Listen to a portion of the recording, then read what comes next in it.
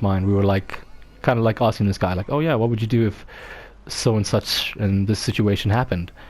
And at the time, like, I was such a dumbass, man. Like, I remember saying such a stupid thing to this guy. And dude, like, if you're listening, man, I'm so sorry, bro. Like, you were 100% right. I should have fucking known better, but you know, stupid high school kid mentality.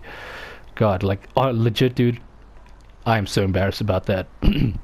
I am sorry about that, dude. Like, Jesus.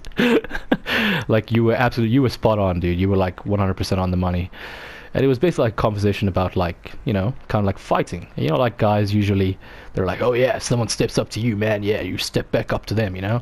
You fight them. And this individual's response was, nah, why would you do that, you know? Like, why would you do that? And he is so correct, you know, like... But you know, stupid high school kids are like, ah, man, that's so lame, man. Oh yeah, it's like, yeah. And I was that dude, so yeah. Yeah, I'm definitely a Rick and Morty fan. Like, give me my Szechuan sauce.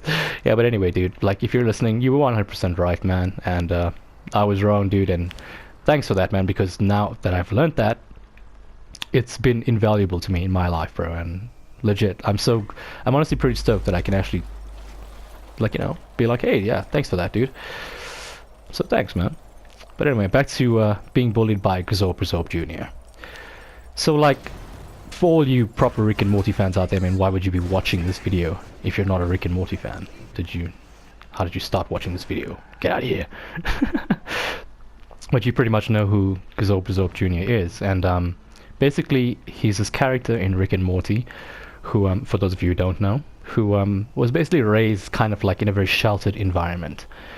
And the sheltered environment enforced by his parents.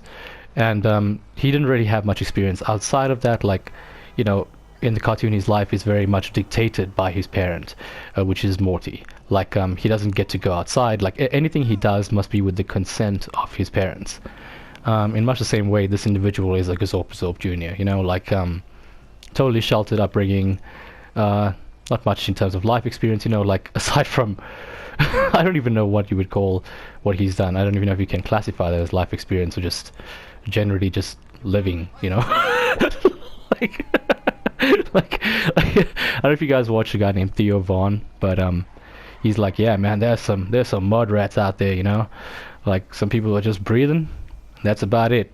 And yeah, that's pretty much sums it up, right? Like, so, like, my real dilemma with this situation is I want to be able to speak to him, you know. I want to be like, okay, yeah, whatever you're saying, Gazorpazorp, I understand. Like, this is all very shocking to you. I understand that, like, seeing this kind of opinion so openly out there is probably not very, you know, it's not something you're used to.